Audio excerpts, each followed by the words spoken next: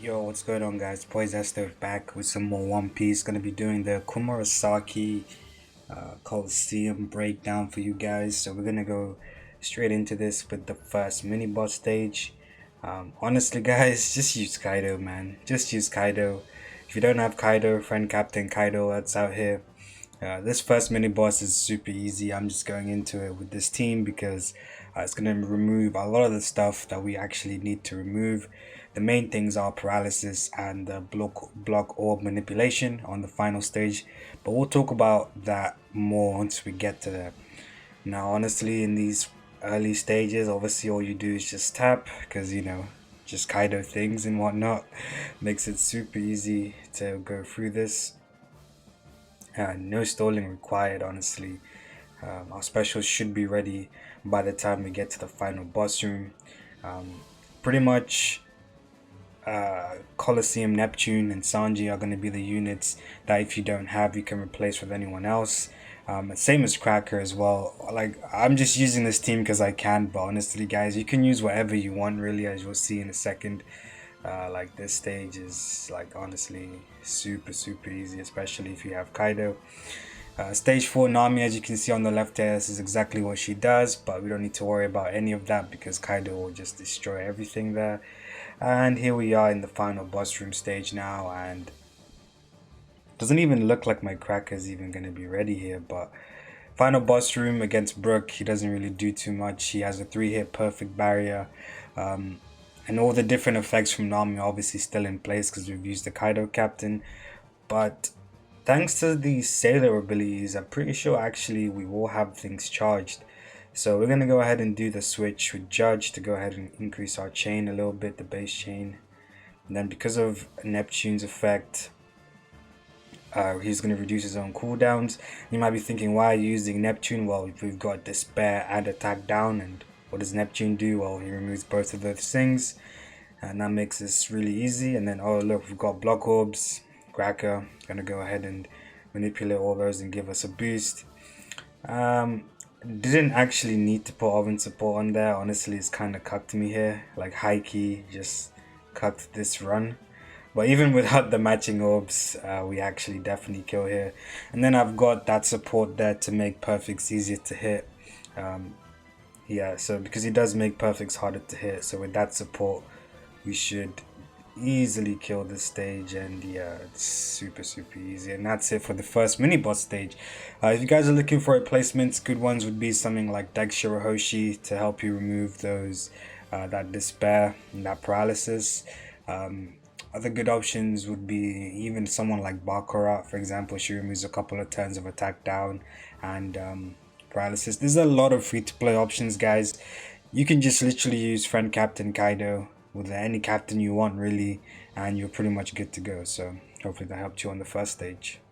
Okay, and we're back. Time for round 2. Now, honestly, this fight was actually really annoying, and I feel like it's gonna be more annoying than the final boss fight because I'm gonna tell you guys straight up, the final boss fight is super easy, especially with how many people who pulled Shanks crew. Like, all you really needed is a Shanks crew friend for the final boss, but this fight against Robbie is super duper annoying, and I'm gonna go into it with this team. I've been trying a bunch of different teams, but I think this one might pull through. Double Kaido team, even though this fight does have the damage only debuff for NAO, as you can see there, no attacks only. Essentially, Kaido is still a 4 times captain. I feel like people still forget about that. Like, obviously, Kaido is here for the end of turn damage to help us go through these earlier stages a lot quicker. But he is still he's still a freaking 4 times captain to Powerhouse and Striker. So even though I'm not going to be utilizing the end of turn damage because of the damage only debuff, he's still going to be able to output enough damage to help us go through this fight. So here we have Sangoro. This is the stage breakdown, as you can see there. He's going to do a bunch of annoying stuff, a couple of annoying things. As you can see, the damage only debuff is 1, and then all these chicks in the back, as always, have the despair effect, where if you leave them alive, they will despair your captain. In this case, they actually only despair your friend captain, so that's something to keep in mind.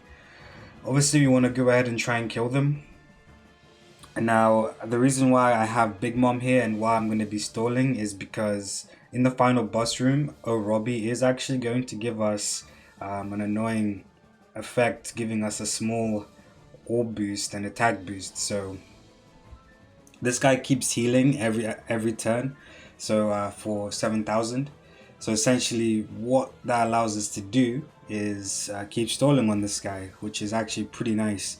So we're gonna stall one more turn because Big Mom will be ready once we go into the final boss room. And man, Sanji Judge, man, is one of the goatest subs in the game. I'm really happy I got him recently. That base chain rate thing increase is so good, bro. It's actually so good. Like, I was thinking, how am I gonna get through this, you know? And the base chain rate by itself is honestly enough to help me pull through. So we've stored enough now, and I think my Big Mom is now ready. So as long as I kill these guys and hit my perfects, make sure to keep the chain high. Don't miss. There we go. It's a wrap. It's a wrap, baby. So here we are in the final room now against Robbie. She's really annoying, as I was saying earlier. I feel like this sub boss is harder than the final boss. So she's gonna clear our buffs, and then she has a full immunity as well, and she has that Dex affinity negation. Now, if you guys have done those 0 staminas, it kind of works in a similar way, whereas it's basically saying that your Dex units no longer have color affinity against this Robbie.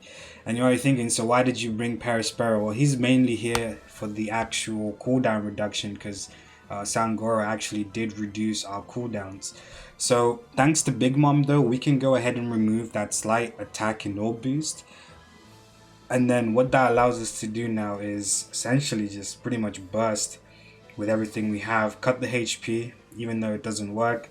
Lock the orbs, and you're already thinking, well, G orbs aren't as good as regular orbs. Well, the thing about that is I don't really want to rely on orb RNG here, and we can essentially use Cracker in the following turn to actually manipulate them and actually make them fully matching, thanks to cooldown reduction from Perispero and his crewmate ability reducing his own cooldown. So it doesn't actually really matter what order I attack in. Obviously the big thing I don't want to do here is attack with Big Mom on Robbie, because the color affinity still works for strength and quick. So obviously since she's quick, strength units will do slightly less damage. So I'm probably gonna end with Sanji or Crack. Sanji is gonna do the most damage here, 5, 6, 1, 9. So yeah, I'm gonna end with Sanji and Judge. So hopefully, let's hope I don't miss my perfects here. Here we go.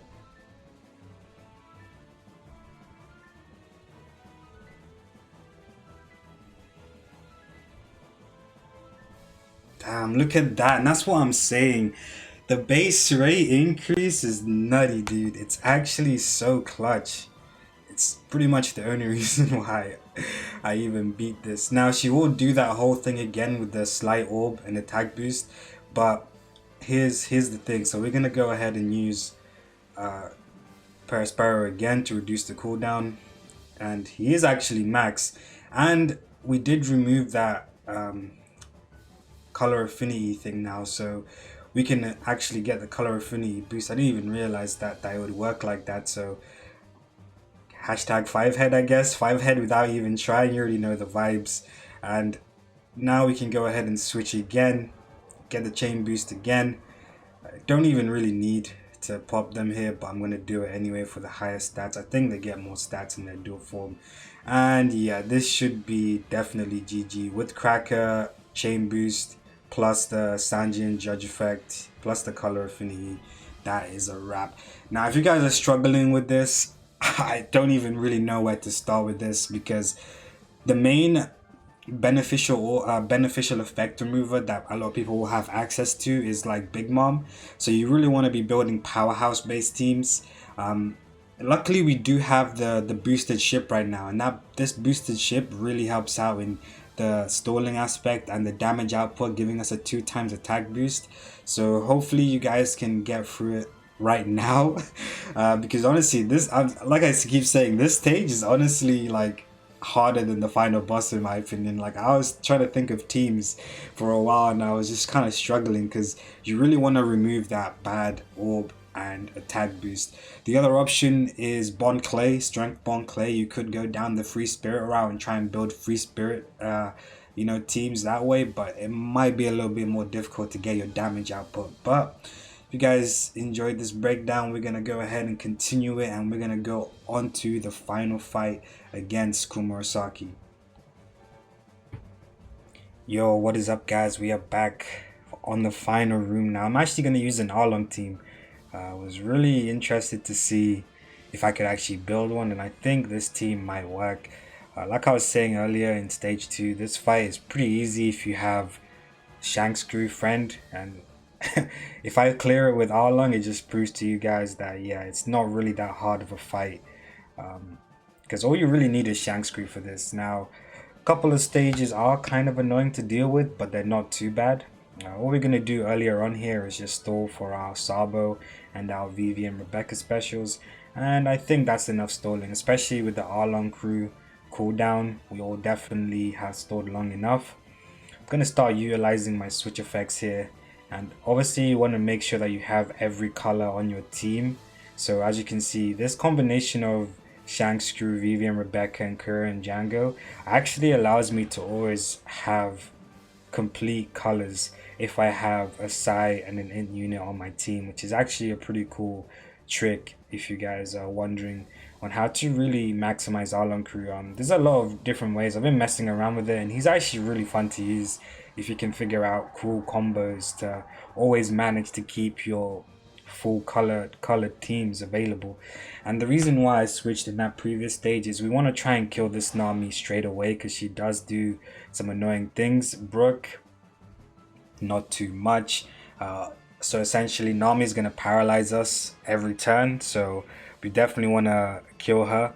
And then Brooke is actually just going to silence units and also bind the middle 2 units for 4 turns. So Brooke is also pretty annoying, but thanks to the switch effects here, we should be able to go through this pretty handily, and we should be able to kill Nami for sure, hopefully. So utilizing all these switches, bada bing bada boom, and all I do now is just try and hit my perfects. And okay, not going well so far. Oh boy, yeah, that's a hard L right there.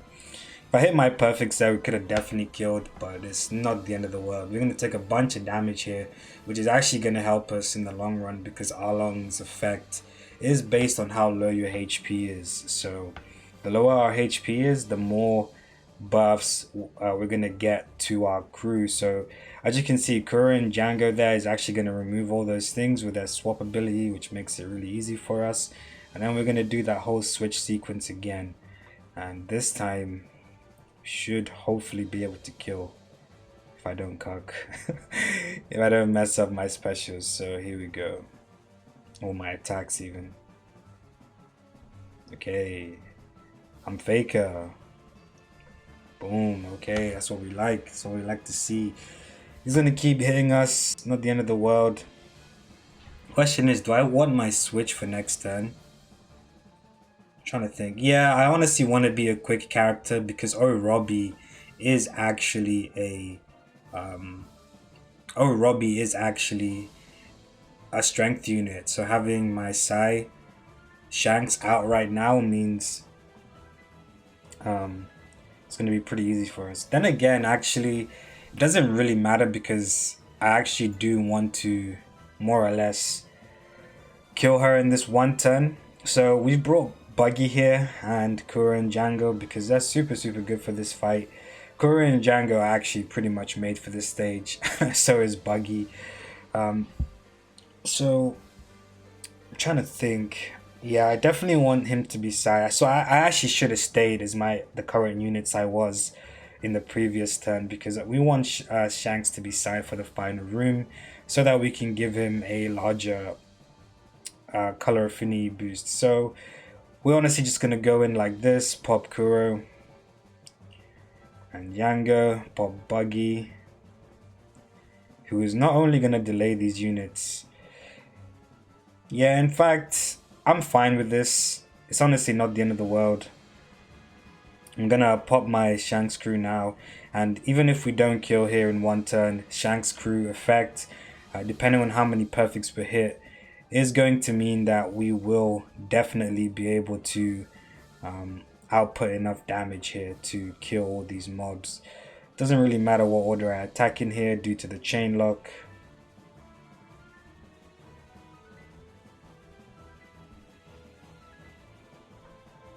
Boom, big boy damage, big boy damage. So we've got a strength, dex, and quick, and a cyan int. So all our colors are matching, and we've killed that stage pretty easily. And yeah, honestly, guys, if you have Kura and Django, and make sure you farm Buggy. Buggy and Kura and Django are pretty much meant for this. If you don't have Kura and Django, it's kind of hard to replace them. Honestly, you'll probably just have to use Buggy and then stall, because it doesn't matter if you don't kill her in one turn. You can definitely not worry about killing her in one turn. Now in the final boss room, Komurasaki is coming out looking sick, got playing the flute and all that. Is that even? That's not a flute. What am I saying? But playing her instrument. And this is why I'm saying Shanks crew is pretty much made for this. So he removes all that special bind and all those annoying things, and this guy has 98 turns of resilience, guys. But hey, what do you know? Shanks crew does end of turn damage. What does that mean? Well, it means when we remove the defense up and we give him the color affinity, and then we go ahead and use Salbo to remove the attack down and pop Arlong crew, this should definitely be enough damage. I should honestly replace Salbo here with some form of Psy unit that's an orb booster.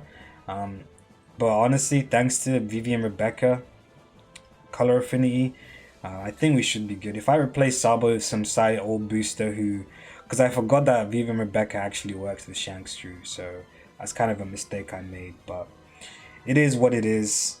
Hit our perfects, and this should definitely be GG no matter what. I didn't even use the switch. I didn't even use the Arlong switch, bruh. And yeah, you don't actually need to kill Komurasaki. Once you kill Yoshiro, she will go ahead and leave. And that's the fight. That is the fight, guys. I did it with an Arlong crew. Would you look at that? Everyone sleeps on Arlong crew, but I think he's sick. If you guys can find some cool combinations on how to use dual units and basically make it an infinite loop where no matter what units you're switching into, you know you're gonna have all the right colors, it's actually a really, really fun unit to use. So hopefully you guys start using Arlong crew. I've been messing around with him. He's really fun to use, and hopefully you guys enjoyed the video. Other than that, guys, take it easy. Poizesto signing out. Peace out, guys.